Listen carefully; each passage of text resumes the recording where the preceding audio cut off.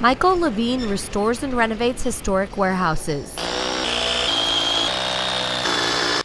Originally from Brooklyn, Levine has spent the last 20 years saving buildings in downtown Phoenix. You may be familiar with Bentley Projects on 3rd and Grant Streets, or the Deuce located on Central and Lincoln, both buildings originally saved and rebuilt by Levine. Levine constantly updates and adds to his existing buildings. Currently, he owns 4 historic warehouses in downtown Phoenix. This one at 605 East Grant Street, now known as Levine Machine, is 2 blocks south of Chase Field. This is what the building looked like in 1943 when it was Carlson Machine Works, the largest machine shop in the desert Southwest up until 2001. And this is what the outside of the building looked like in 2004 when Levine bought it. It was abandoned and had been empty for 3 years. Here's an animation of what goes on at the building today.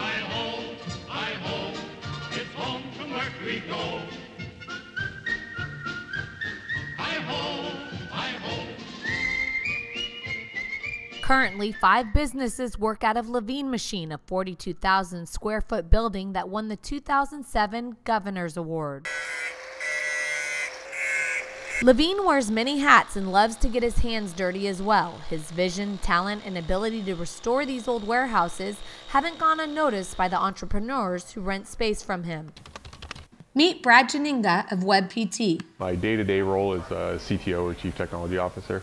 I'm also the chairman of the board, a board member, president of the company, co-founder. I take out the trash. You could probably even call me the janitor. This is Brad's wife, Heidi Janinga. While working as a physical therapist, she turned to Brad to find a piece of software to help with tracking and billing issues at her clinic. So I went out there and looked at all the different pieces of software and found that they were just junk. Together, this husband and wife team created a booming business. They started a few years ago with 3 people. Now they have close to 60 employees with 8 openings and already tout state recognition. They moved into Levine Machine in May of 2011. Best places to work in Phoenix. We've won the Governor's Award of Innovation. And then we've also won the W.P. Carey School of Business Spirit of Enterprise Award. The Janingas love being downtown and say Levine's building is inspiring. My entire career was spent in these tilt-up buildings with blue carpet and white walls and cube farms, and to me that just stifles creativity and having a fun place to come to work. So we specifically sought out a space like this to build the company in. It's basically a big giant rectangle. It's an old, very, very solidly built warehouse. I mean, it's 18-inch thick, block or brick walls. But about a decade ago, our building owner, Michael Levine, redid the thing. Basically gutted it, all new windows, HVAC, basically modernized it, but keeping that that raw shell, with all the character. When it comes down to it, I mean, I spend 60 hours a week, in this building. I spend probably more time here than I do, at my home. And so, it's really important, to me, and I know a lot of people in the company, to have a place where they enjoy coming to. Because everyone that comes to our space now, they love our space, absolutely love our space, and I love it too. We're just outgrowing it. Another company housed in Levine Machine, Impress Labs, a Phoenix-based company with offices in San Francisco, Rhode Island, Manchester, the UK, and Shanghai, China. This is CEO Martin Pirek. Impress Labs is a brand creative and communications company, so we help companies create their corporate identity, do their public relations, their marketing, advertising, websites, and any kind of social media and digital media support. The company's clients spans from startups to multi-billion-dollar corporations. We came here in January of 2010. I was introduced to Michael through a colleague and walked into the building and pretty much had to have it. It was just, the revival of the downtown district, and what Michael's done with the buildings has been just so innovative, and it's really part of what I really wanted to do and wanted to be part of, is the revival of the downtown Phoenix area.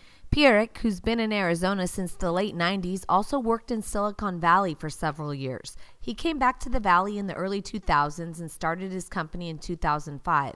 As far as finding the right office space, he feels he hit the jackpot.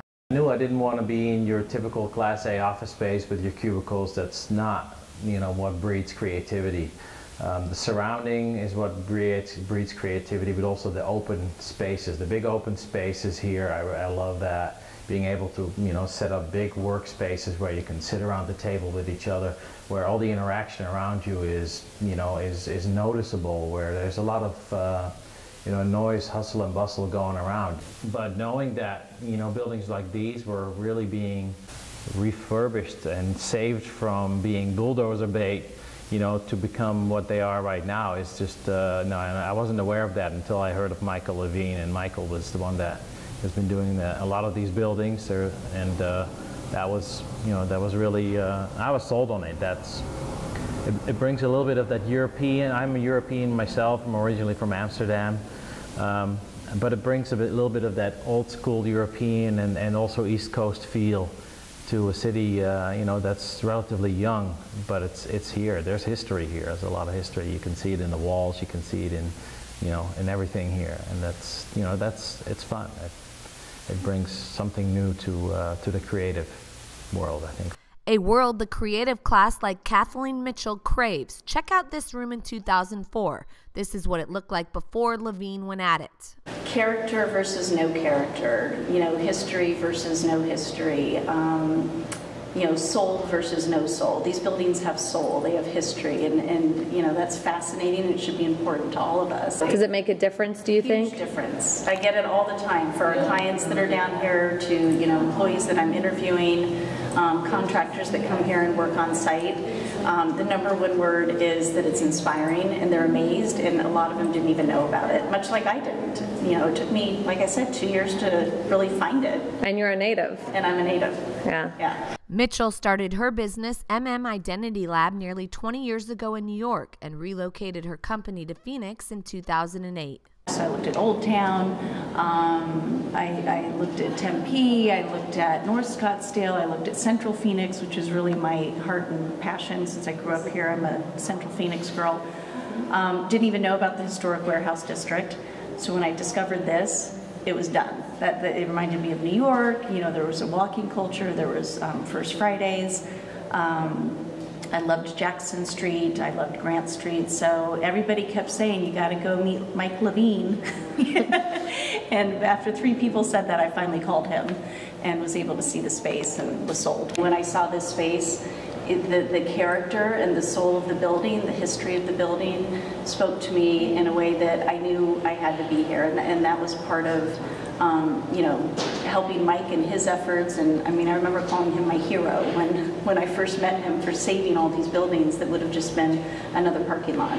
Housed in the same room as Mitchell, Sara Stoke started her company, Ranch Road Boots. So as soon as I walked in here, I was blown away. Sara is from San Angelo, Texas, and moved to Phoenix 2 years ago. She's all about the atmosphere. That I have a customer come in here to get fitted for boots, and they just want a tour of the whole building, and so it's really helpful for me, not only for sales but just for credibility, to be able to have a nice place to work out of. People sometimes are surprised they didn't know this building exists if they're from Phoenix and they're buying my boots and they come down here to get fitted. But I'm glad to see them doing things like having a lot of restaurants move in here and having this building develop, because it kind of reinforces, my decision to put my business down here. The appreciation for these buildings not only being saved but restored to their authentic condition is voiced over and over again. Robert Missoula, the production foreman of V100 Modbox. The atmosphere, you really feel like you're creating an art piece as opposed to just pumping out units. Missoula set up shop at Levine Machine nearly a year ago. We build modern, modular units, live spaces. They're multi-purpose, very high efficient, low maintenance work live spaces. Missoula says his crew has been working hard at modern architecture for the last 12 years. And when it comes to location, Levine Machine is a great fit. It's got character, it's not sterile. It's, it's not just 4 white walls and a gray floor. It's very cool. It's very artsy. It keeps your mind going on, other directions as well. It's thought-provoking.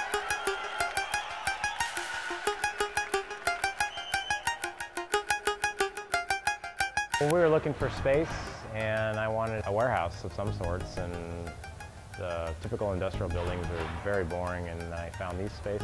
It fit our image perfectly. It's old, it's vintage, it's built when people cared about what they did. I loved it. This is Greg Hankerson of Vintage Industrial. He and his wife sort of fell into their business. Basically, my wife Sim, who's my partner too, she wanted a patio table, and I was feeling cheap and I didn't feel like buying some crap, you know, that's gonna fall apart. I made something out of some scrap material that we had laying around. And she loved it, I didn't like it, so I tried to build a better table. And that one was okay, and I tried to build a better table, and basically I'm just kind of obsessed with trying to up myself, and I'm never completely happy with what I do, and it just kind of took off from there.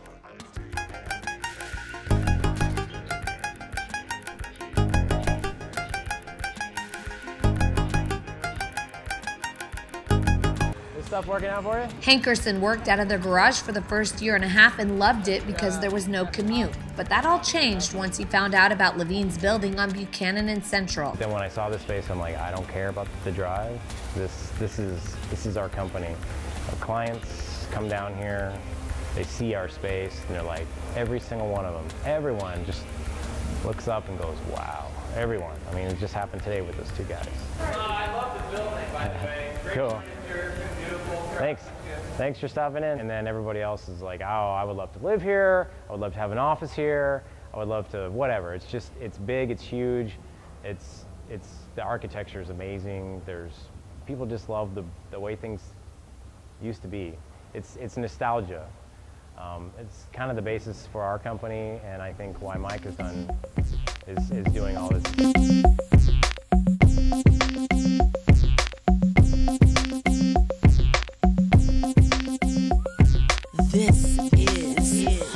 In the short time this company's been around, Hankerson says business is exploding and already has some famous clients he can't name. Yeah, it's supposed to be off the record. Oh, it is? But here's what he can tell us. We've done stuff for Ralph Lauren Home.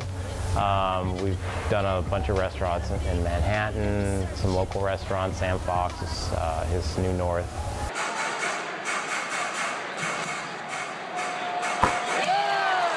Your Phoenix Suns call U.S. Airways Center home. And directly west, another Levine building. Here's a shot of the roof of the building looking at cityscape. And this is the inside of one floor Levine cleared out. The bottom floor still operates as a mini storage. Good morning, Downtown Mini Storage. May I help you, please? 84-year-old Margie Falls has been working downtown for more than 10 years. She takes care of the day-to-day operations. The day, well, I rent storage lockers, and then a lot of my customers come in all day long. Margie works 8 hours a day and loves being downtown. The 43,500 square foot solid concrete fortress she works in was designed by renowned Phoenix architect Ed Varney.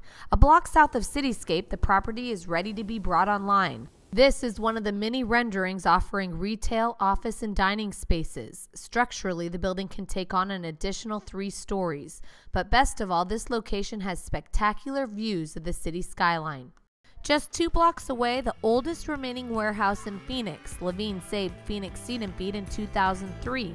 The building turns 107 this year. Levine's been hammering away at this for more than 20 years. He's laid the foundation for tenants who want the warehouse culture. Angelic Grove, a tenant since 2004, is an event and design studio that is at the top of the list for the finest venues, weddings, designers, publications, and celebrities. All of Levine's tenants prove there's a demand for adaptive reuse space in the warehouse district. They want these historic places to live on and the momentum to keep building. You know, Cityscape, I think, made a huge difference in just the draw for people, you know, on all the restaurants and bars and that kind of stuff that, you know, the gyms and that, it really kind of, I think, keeps people downtown a little bit more.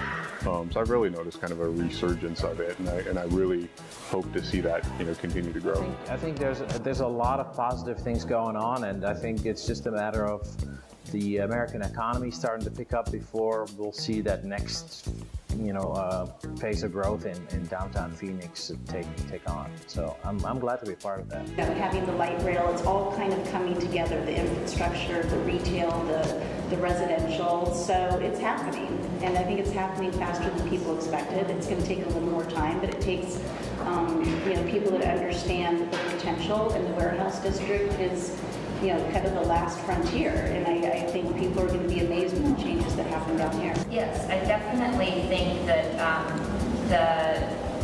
with the right decisions at the city level, I think that there's some incentives they could do to make it just easy for people to put their businesses down here. I mean, we've got a lot of people, I think, with entrepreneurial spirit, and they're trying to start companies, and so if we're encouraged even a little bit to come down here, I think people are looking for a place to plant, and so it could definitely take off if they handle it right, kind of take off the red tape and make it easy to work. Industry in this area, and as Michael will tell you, they've torn down a lot of these places, which is sort of sacrilege as far as I can tell. Grandpa used to go and work at the factory or whatever, and they did stuff and it was made to last a lifetime. It wasn't just, what about the bottom line? What about another dollar? It wasn't greed driven. And that's when they built this place, that's what they were thinking. This place needs to stand forever. They took pride in it, and it shows. Like I say, I have been here since 1928, and so I've really seen the town grow. So it's always interesting to me to see everything develop, and it's really coming along, and I think it's going to be a gorgeous city when they get all through building.